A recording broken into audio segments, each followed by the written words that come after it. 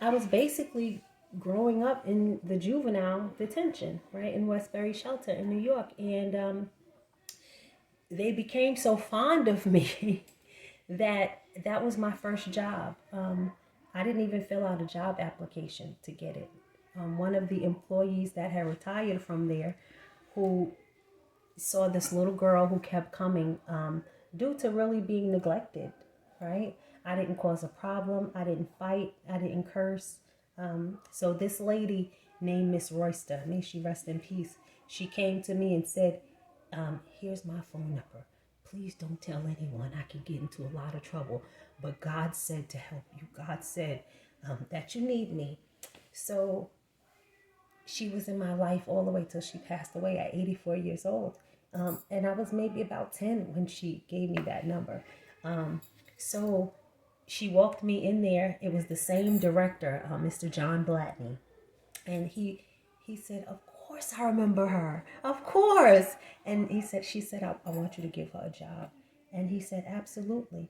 And they pulled out a photo album with pictures of me as a little girl. They called other people in to say hi. And it was amazing. Next thing you know, I was helping those juveniles. And I was once a part of that population. So now let's fast You forward. messing up Sorry my for mascara. fast forward to where you become a counselor. Well, I'm a psychotherapist, right? And I was, after that, I kept going up. I became a part of law enforcement, if you will, because I worked for a maximum secure juvenile detention center. There was no longer Westbury Shelter, right? So now you can only commit a crime to go there, right? So I was there and I helped them. And then the lady, Miss Royster, she retired also from New York City Corrections. So she wanted me to become a correction officer. She just knew that these lines of careers would take care of me. And by now I had a little boy. And I became a New York City officer after that. And I realized there was so many people incarcerated that just needed help. And they had family situations and things that had exacerbated and grown from childhood. It was just something that was generational. And I was just sitting there thinking like, man, I'm meeting some of the nicest people. How can I help? I don't want to be on the penalization side. I want to be on the helping side. So I was going to get my doctorate at Howard in sociology and JD. I was doing a dual MSW and JD, Juris Doctor. And they didn't have the funding. So a phone call was made to another program, which was the mental health counseling program at a university her girlfriend worked for. And they did have the money. But instead of a doctorate, I would have to get a second master's, which I didn't want. They gave me a completely free ride. Everything was paid for. And lo and behold, I became a psychotherapist and I never looked back. And that was my blessing for really wanting to help people, for not wanting to penalize people. I was just divinely led there, and it was paid for and everything. And Yes, here you are. Now, from Howard, you obviously took residence in Maryland, correct? yes, yes, yes. Because I moved to Silver Spring, so I'm originally from New York, and by way of Houston, Texas, and Yeah, Houston yeah, too. because I moved to Houston. Well, because I went to Texas Southern University before that. I have two Okay. degrees in communications. Okay. Wow. So, yeah, so I'm here in Maryland, and I saw the opportunity to build something. Now here you are in East Baltimore. Any particular reason?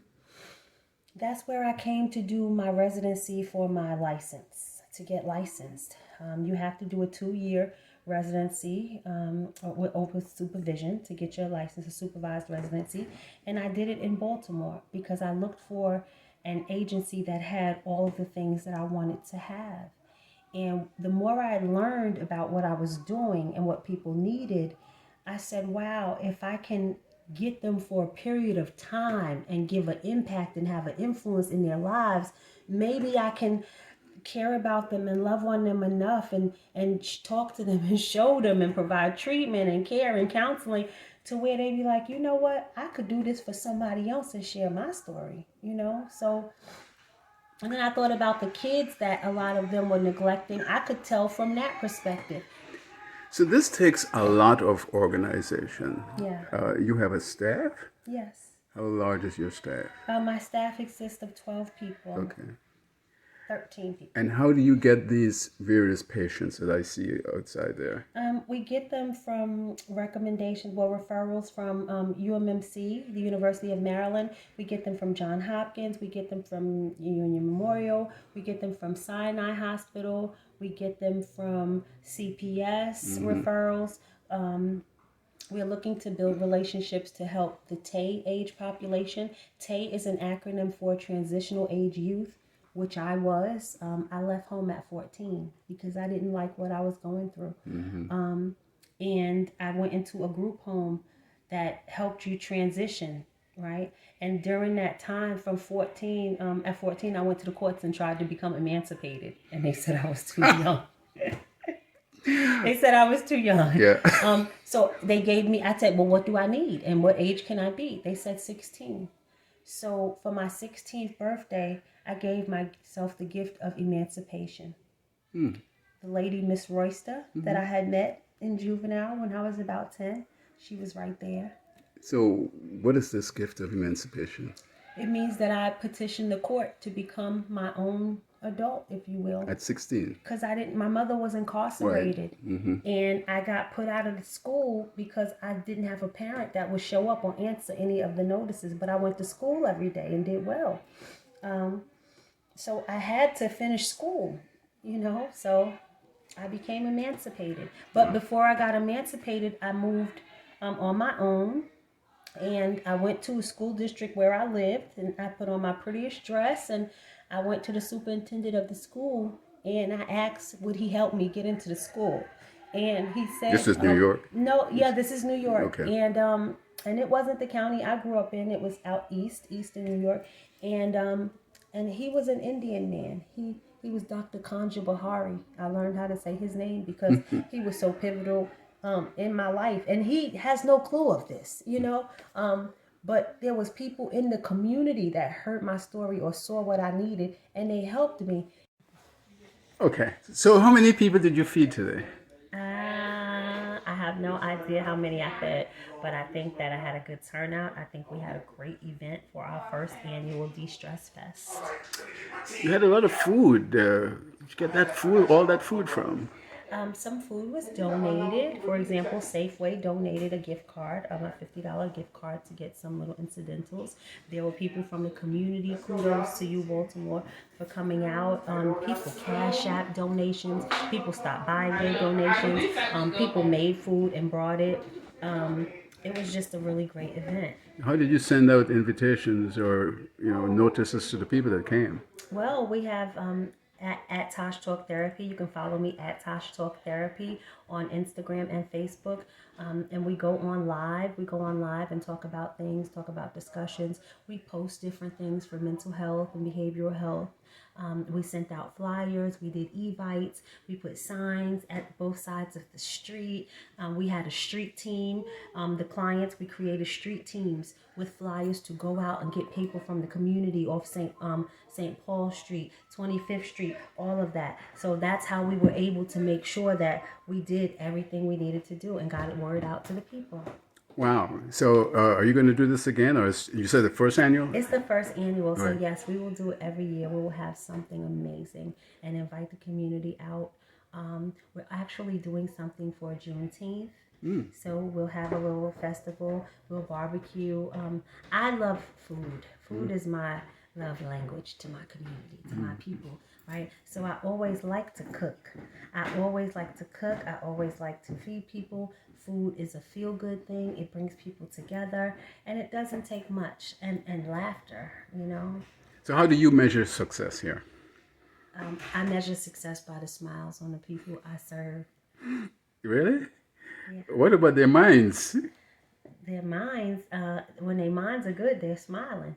When your mind is clouded and stressed out, you're not smiling. Okay. Well, thank you. You're welcome. I see your smile. Yeah, I like the smile. It was a very good event. Everybody came. You see, they cleaned up, they set up, they made sure it was good. Mother Nature and Father Time was good to us because all the rain we had all week today was hot and sunshiny and pleasant. We didn't have any tents or anything. We just rented chairs and they were all filled. And we had giveaways. It was amazing. You're welcome. Thanks. I would say for me that social stress leads to mental pain, and mental pain leads to physical harm. Now, I'm not no therapist, nor am I a psychologist, but I say I'm a consequentialist, which means that we all have to face the consequences of what we do, good or bad. I say I live my life as an aspirant to be an inspiration to self as well as to others. And I also realize this too, that all that I do is to promote the value of self-worth. In promoting the value of self-worth, the mandate is to cultivate the potential of knowledge that is in us all. Because we are here to reach our full potential. That's our purpose. In doing so, we move from sympathy to empathy. If we're unable to move from sympathy to empathy, then we become very apathetic. So we're dealing with a spirit of apathy. But then the motto is to communicate with precision, a clearer image to the world. And I say 5.5 channels. And the first channel is understanding. Once we have an understanding, it leads to a second component, which is tolerance. We understand our tolerance level. Once we understand our tolerance level, we understand the importance of temperament, self-control, and temperament, which means your attitude. Once we understand that, then we lead into the confidence. Dr. Du Bois said that our way of life has been interrupted. Kwame Ture says that, the evolutionary process from tribe to clan to family to continental people, I can't remember in that order. And Dr. King said the ghetto is like the domestic economy always being depleted but never replenished. So we want to finish the continuity of our confidence. Garvey said he or she who has no confidence is twice defeated. So it is the confidence. And then once we get into the confidence, and then we get into the respect. So the people that I noticed coming here, who are coming from all the negative situations, how do you help them? Yes. Well, I help them through the teachings that I do. And it's through my book here called You Can Make a Difference. And the thing is here, I realized, and this is how I start out. I said, what to expect. I remember an unfulfilled expectation leads to frustration, and behind that is a spirit of deception. So remember, we don't want them to be deceived by the mere fact, whatever it is that they're going through, that they can get the help. Do they get that though? Do they get that understanding? Yeah, I because there has been an increase of abuse, yeah, substance, etc. Yeah. Well, I would say individuals who I have encountered, they have wrote testimonies written down about how I have helped them. Okay. And it was through this maturation process. Mm-hmm. What would you say is one of your most outstanding accomplishments in this area? Oh, in this area is when I was challenged one time by an interaction with a client or an individual. And I or a participant, either how we want to say it. And what happened was that I met their aggression with my aggression. And because remember, the greatest distance between us all is a misunderstanding. Remember I said the first component, misunderstanding. So there was a misunderstanding with the people whom I was working with, right? I preserved the relationship. I wound up leaving. But I preserved the relationship with the people whom I was working with, not the client or the participant whom I was working with. It seems though that the clients whom I was instructing, what I'm teaching, that they really appreciated what I was doing. Okay. And you're in this program? Yes, I'm in this program It's a real program. It's life. It gives you opportunity, chance. It gets you to look deep down inside, see the things that you need to change about yourself. There's vibes, energy around here. And you know, I pattern my life like the axis of the universe. I'm constantly revolving in people's lives. That's what I was created to do. Okay. And I'm doing what my master told me to do. So what were you doing before? Peer recovery specialist, peer recovery coach. Okay. Were you ever involved in like substances or? Yes. I was alcoholic at 9 years old.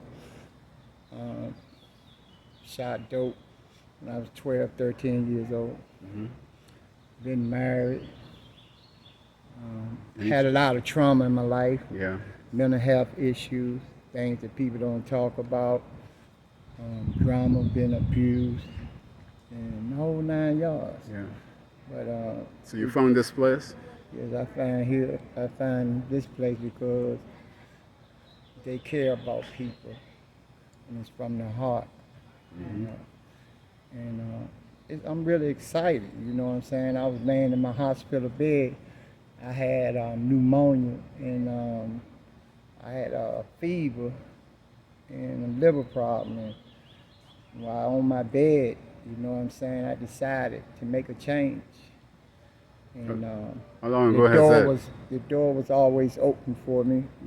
But when I came through, I was a wreck. So I've been here going on like 3-4 months now. Oh. And you like it? I love it.